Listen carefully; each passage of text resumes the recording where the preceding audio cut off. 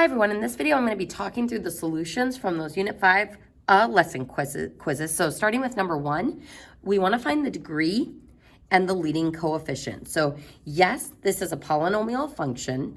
Its degree comes from the highest power. So that's going to be 4 for this one. And what's kind of tricky about this polynomial is not written in standard form. So you don't just want to always default to looking at the first term. You first want to check to make sure that the function is in standard form first. So our degree on this one would be 4. And going a little bit forward in the chapter, that would mean that this would have 4 total roots. The leading coefficient comes from the leading coefficient of the term that gives you the degree. So our leading coefficient would be a negative 19. So there's our degree, there's our leading coefficient. In the next problem, we're going to divide using long division. So there's our divisor, x squared plus 0x plus 1, using that placeholder.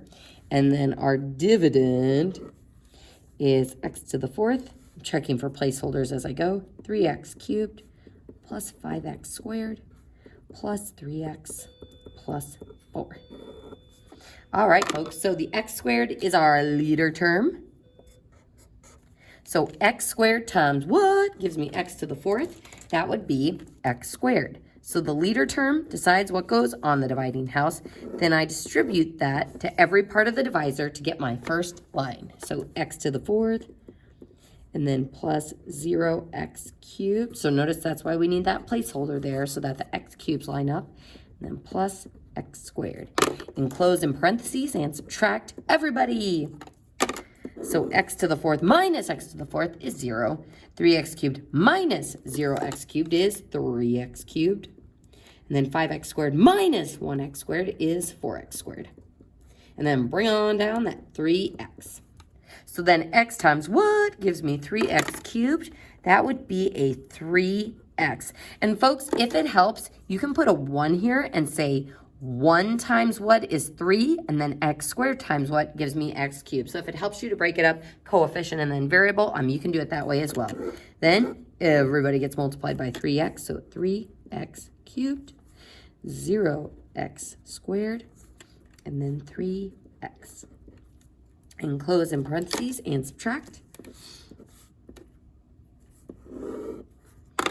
3x cubed minus 3x cubed is 0. 4x squared minus 0x squared is 4x squared.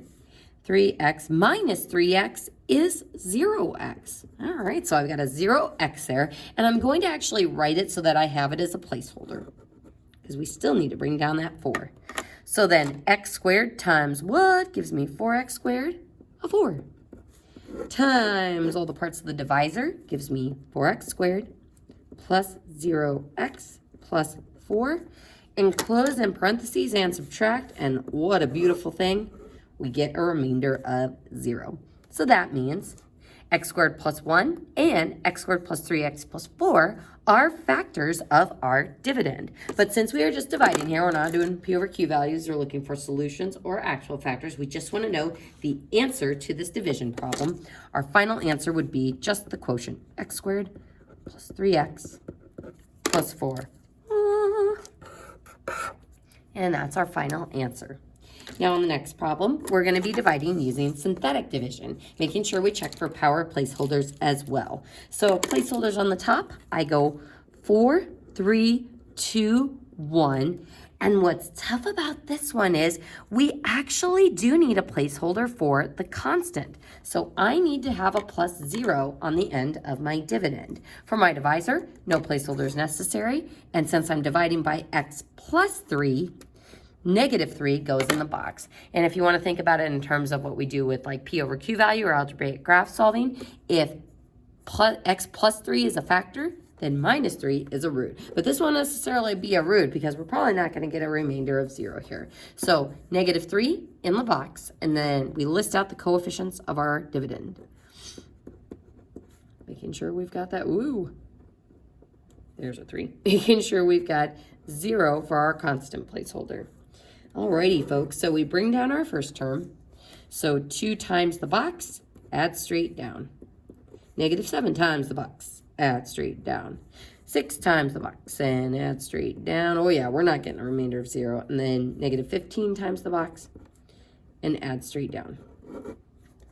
So how are we going to write our quotient for this one? Our starting degree was 4, so when we divide, we're depressing the polynomial down by 1. So our new degree is the degree 3. So this would be 2x cubed minus 7x squared plus 6x minus 15. And what's weird is if you didn't have that placeholder for 0 here, you'd get to this last one and be like, wait, is negative 15 supposed to be my constant or is it my remainder? So remember, every single power should get covered in your answer as well, including the remainders. So then 45 over the divisor, which is the x plus 3. Important detail here, folks. Also, don't forget the plus sign that joins your remainder over your divisor to your quotient. So that is my answer. Moving on to page 2.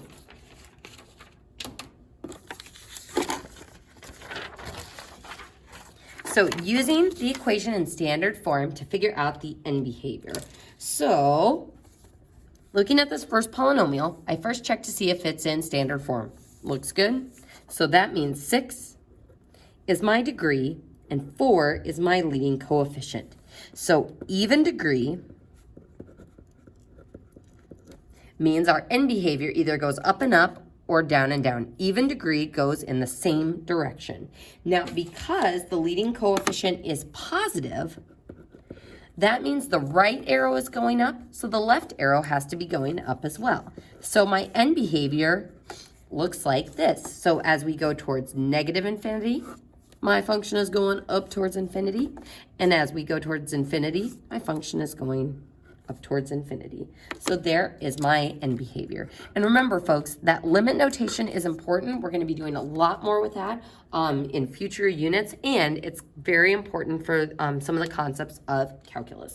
So folks, looking at the next one, it is in standard form, powers in descending order. So my degree is 5, and my leading coefficient is negative 3. So this is odd degree, which means my end behavior does the little disco dance, or the arrows go in opposite directions. So odd degree, negative leading coefficient. So this means my right arrow is going down, and since it is odd, the other arrow goes in the opposite direction. So as we go towards negative infinity, my graph is going up towards positive infinity. And as we go towards infinity, my graph is going down towards negative infinity. And folks, when you do the My Math Labs over this or the test, just make sure you're careful about which end behavior statement it's asking for first. So always practice reading what x is approaching, whether negative infinity or infinity. All right, folks, so on the next problem, this equation is in factored form. So when it asks for the degree, we can't just steal the highest power from the factor terms because this is not in standard form. So when you have an equation in factored form, to find the degree, you take the highest power of x from each factor. So I don't have to superfoil this, thank goodness. We can just think about what the highest power of x I would get if I did foil it. So if I take x plus 4 times x plus 4, the biggest power of x I'm going to get is x squared. This has a multiplicity of 1, so the biggest power of x I'll get from that factor is x. This one, x minus 7 times x minus 7 times x minus 7, the largest power of x I'll get from foiling that is x cubed. So if I multiply those biggest power of x's together, we're going to get x to the 6th power. So that means my degree is 6. Next it says, what are the zeros of g of x? So when it's in factored form, we can easily pull these out. We've got x equals negative 4 from the first factor, x equals 2 from the second factor, and then x equals 7 from the next one. Then it says, at what zero of g of x will the graph just touch the x-axis? Just touching is the same as bouncing. So at which of these are we going to bounce? So this has an even multiplicity, even is bounce. Odd multiplicity, cross. Odd multiplicity, cross. So Where will it just touch the x-axis? At x equals -4, because the multiplicity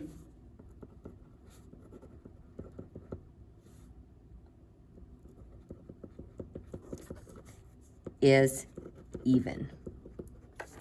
So you may want to write that down, that even is bounce and odd is cross.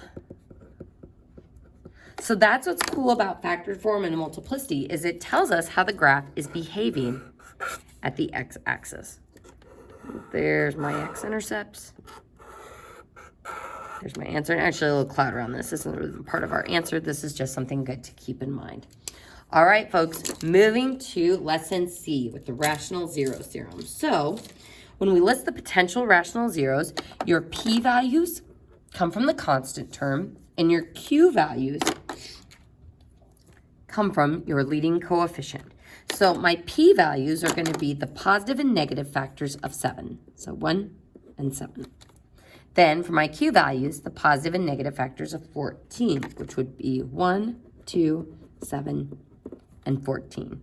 So my p over q values, every p value divided by every q value. So I normally start by taking them both divided by 1. Then them both divided by 2. Then them both divided by 7. So I get 1/7.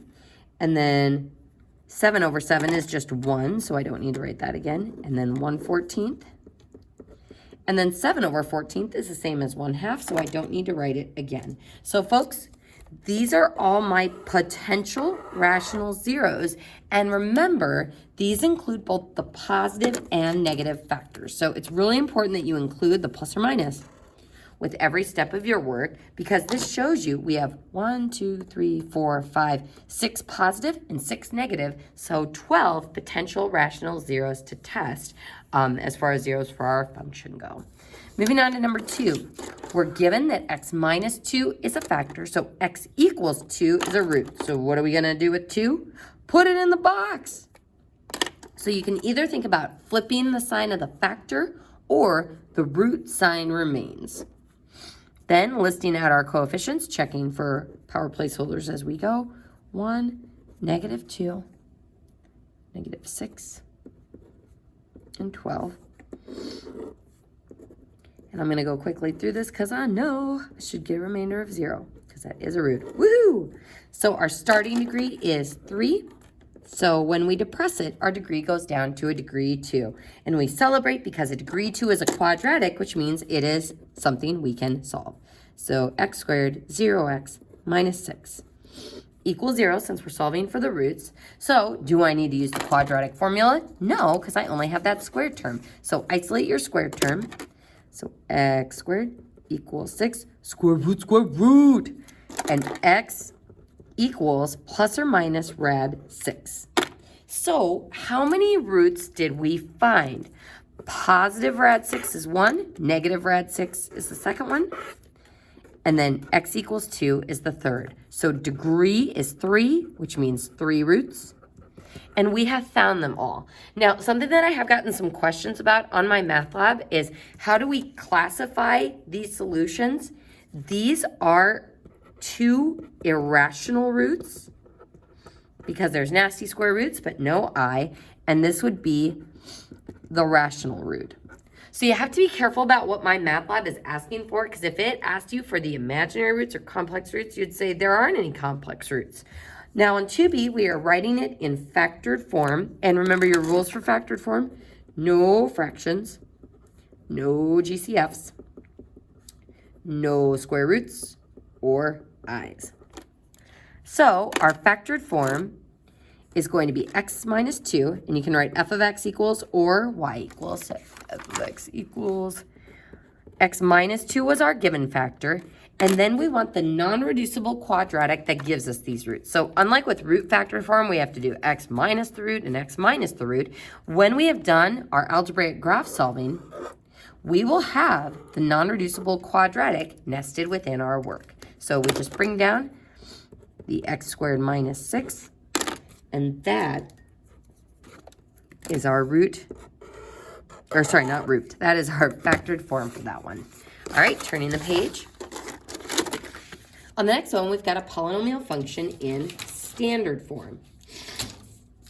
Now, the thing you have to be careful about with standard form is how you go about foiling. So first, let's see what given information we have. We want to, and I would put a star by this one. I would say that this one and the next one are usually some of the most frequently missed problems on the test. So we are told that the leading coefficient is 2.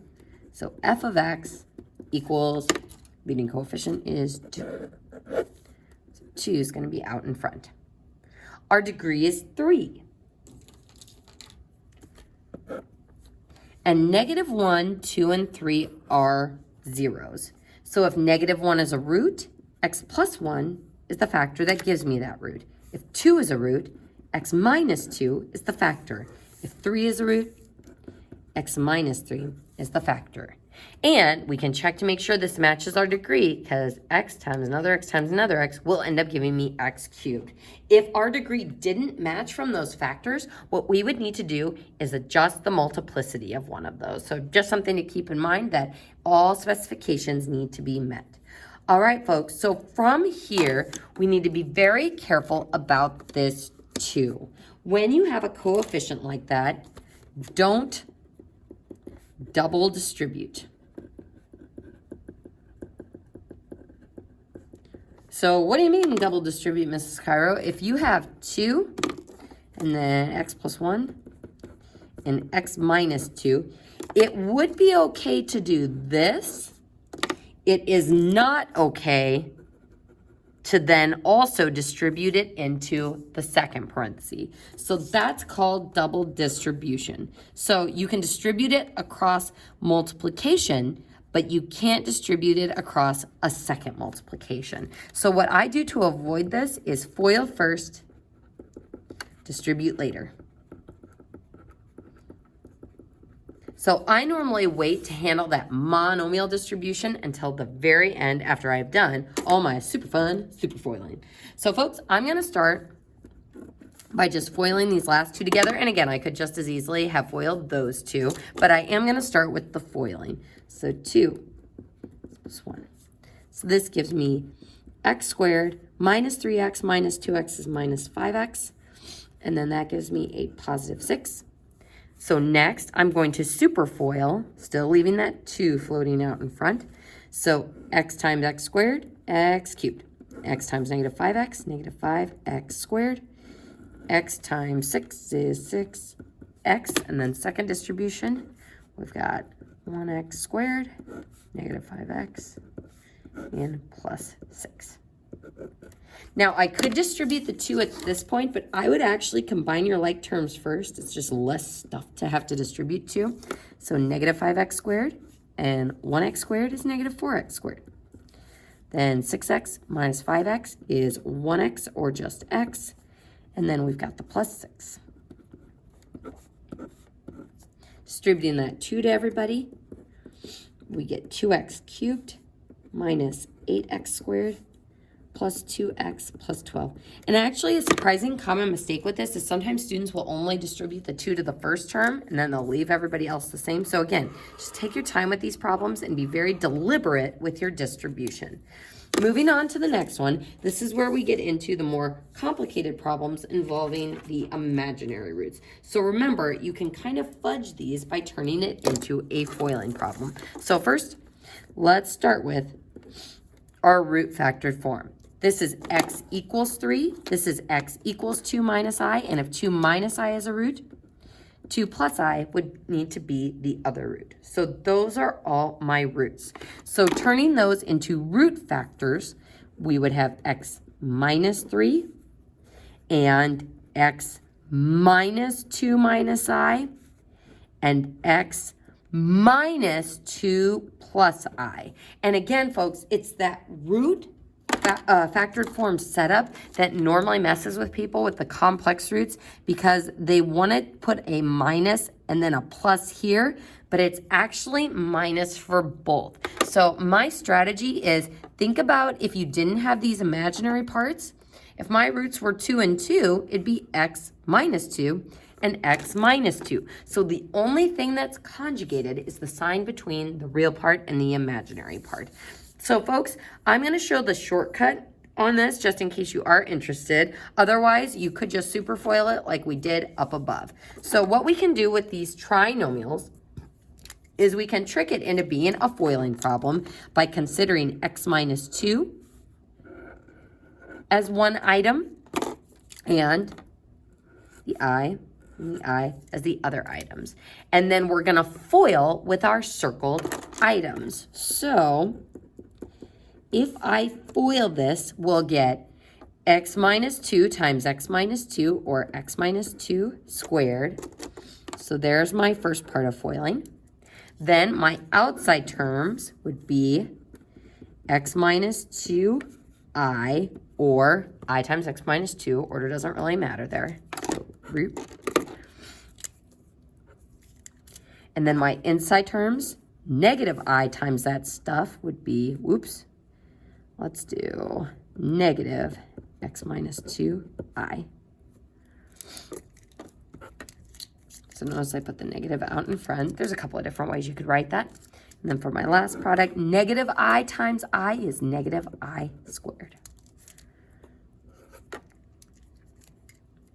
So what the shortcut allows me to do is it saves me from having to FOIL out or distribute these two terms. So I don't have to get ix, negative 2i, negative xi, positive 2i, because positive x minus 2 times I and negative x minus 2i will cancel each other out. So by fudging this into a foiling problem, it kind of looks like difference of squares where I've got same stuff, different signs, so the outside inside products will cancel each other out. So then from here, we'll get, I should probably do a bracket here, x squared minus 4x plus 4, so making sure you FOIL that. And then negative I squared, remember I squared is the same as negative 1, so a negative 1 will turn into a positive 1. So then I've got x squared minus 4x, positive 4 plus 1 gives me plus 5. Whew! And now I'm going to superfoil these two terms. So x times x squared, x cubed, times negative 4x squared, times 5, 5x, and then negative 3 times x squared, negative 3 times 4x, positive 12x, negative 3, negative 15. Combining my like terms, we get x cubed, negative 7x squared, plus 17x, and then minus 15. Woof! And that is my standard form all expanded out. So again, folks, if you still don't like the shortcut at this point, you can always just superfoil from the very beginning. Moving on to the next problem, it says use your graphing calculator to find the real zeros of the given polynomial. So let's go ahead. Whoa, look at the y-intercept on this one. Whoo! Let's go ahead and type in this equation, x to the 4th plus 3x cubed minus 3x squared plus 75x minus 700.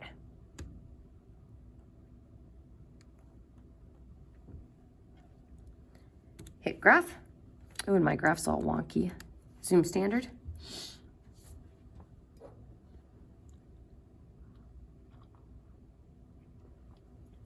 All right, and it says to show the graph on this one. So just the graph window. So where does it look like we have roots for this one? Well, it looks like we've got one at 1, 2, 3, 4.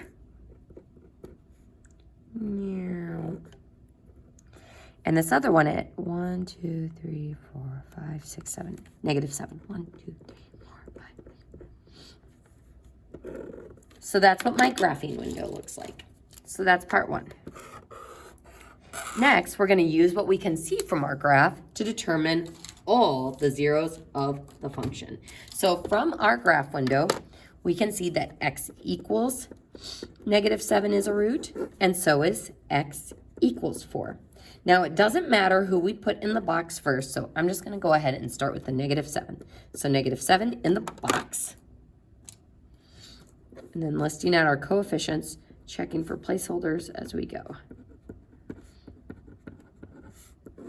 No placeholders necessary. So 1, -7, 4.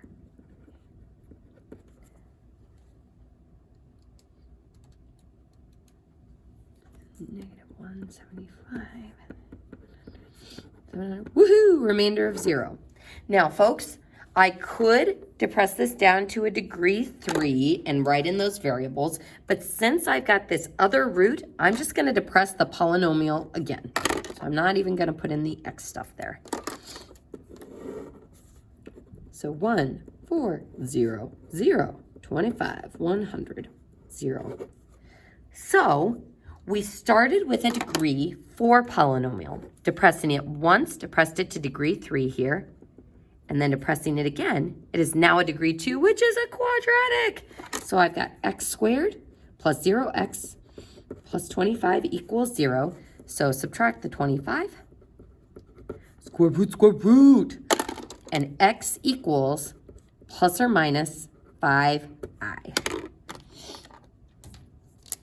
How many roots did I find? 1, 2, 3, 4. So our degree is 4, and we found 4 roots. How would we classify these? 2 rational and 2 imaginary or 2 complex. So these are not irrational. So again, on the My Math Lab, just make sure you know the difference between imaginary and irrational. So these would be classified as complex. So if it asked you if there were any irrational zeros, you would say, no irrational zeros for this one. Last step of this problem is to write it in factored form. So if x minus 7 is a root, then x plus 7 is a factor. If x equals 4 is a root, x minus 4 is a factor. And then the non-reducible quadratic that gives me those imaginary roots, so I don't have to do x minus the root as I did up here, because that factored form is nestled in our work. So x squared plus 25. And that is the factored form of that polynomial. All right, folks, moving to the back page of this one. Now we are ready to switch gears to our rational functions. So for number 1, it says find any vertical asymptotes. How do I find vertical asymptotes?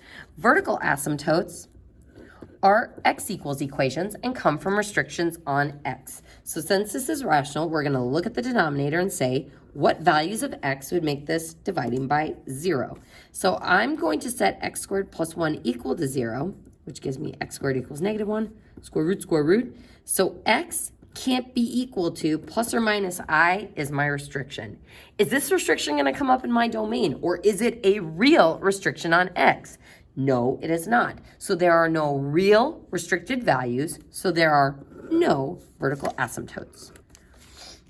On the next one, looking at my denominator, we've got x plus 1 and x minus 1, difference of squares. Now, before we're like, hey, it's an asymptote, we need to make sure it can't be canceled with anything on the top.